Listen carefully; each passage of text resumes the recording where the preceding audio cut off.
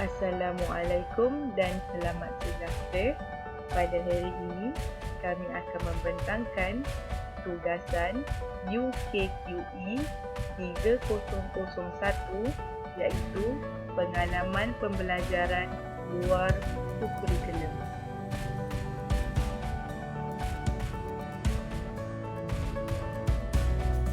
Terdiri daripada 5 orang iaitu saya, Nur Faisha Irwayu, Nur Asmida Ahmad, Siti Nur Raisyah Azhar, Nur Hanisah Muhammad Tamin dan Nur Elmira Fazli.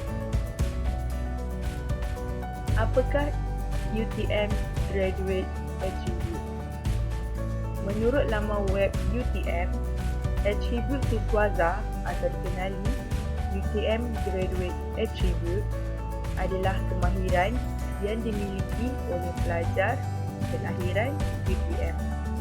Antara kemahirannya adalah kemahiran keusahawanan, kemahiran berkomunikasi, kemahiran berfikir, kepimpinan dan kemahiran berkumpulan, kebolehbuayan, warga global. Di UTM, kemahiran ini diperkembangkan melalui pelbagai aktiviti pembelajaran dalam kelas seperti perbincangan dalam kelas, kerja kumpulan, sesi sumbang saran, pembentangan dan lain-lain.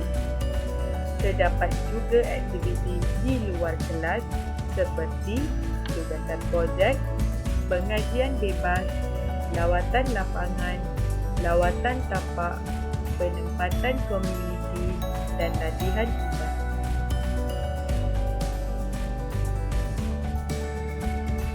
Yang telah kami pilih ialah misi bantuan pelajar banjir.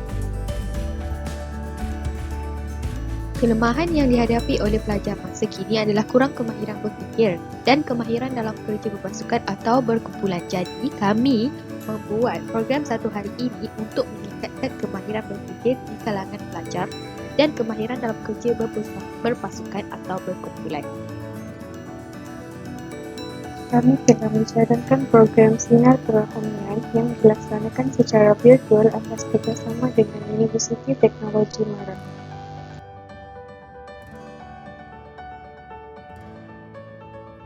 Google Form menjadi salah satu medium untuk membuat tinjauan tentang pendapat pelajar mengenai program yang dilaksanakan ini. Hasil daripada tinjauan tersebut, program ini sesuai untuk dijalankan. 66.7 responden berminat untuk menyertai program ini. Butiran program. Program dijalankan pada 26 Januari 2022 bertepatan pada hari Rabu jam 7 sehingga jam 11 malam melalui Google Meet dan Facebook yang akan dikendalikan oleh Kelab dan Persatuan Ukhuwah. Bagi menyempurnakan program ini, berikutan adalah goals dan objektif untuk program Sinar Kerohanian. Satu adalah untuk memupuk sifat saling bantu-membantu dalam kalangan pelajar, tidak kira sama ada dalam bentuk kewangan atau kebendaan. Kedua adalah untuk memberi peluang kepada pelajar untuk bertukar pendapat, berkomunikasi dan membina keyakinan dalam diri pelajar. Dan yang ketiga adalah untuk mendekatkan diri dan membuka mata pelajar dengan ilmu-ilmu kerohanian yang boleh dijadikan sebagai panduan dalam menjalani kehidupan.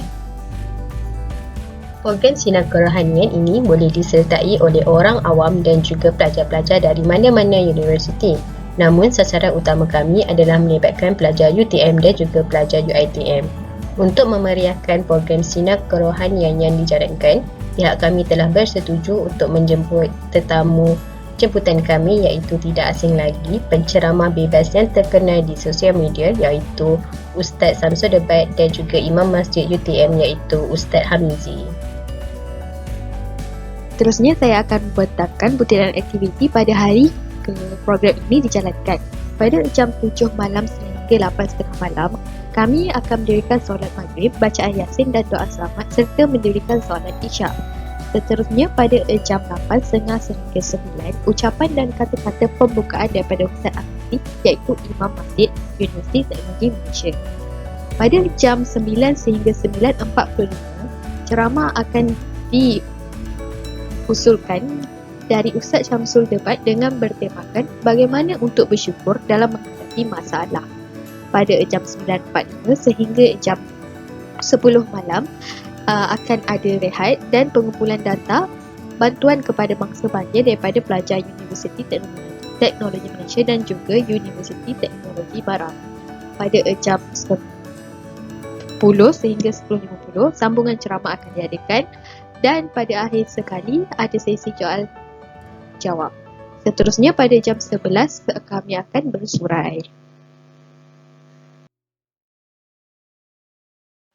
Penyata keuangan dan perbelanjaan bagi program yang telah dijalankan adalah RM700 sponsor daripada Kelab dan Persatuan Uhwah, yuran pendaftaran sebanyak RM5 setiap seorang, tetamu jemputan RM250 setiap seorang dan sijil RM20.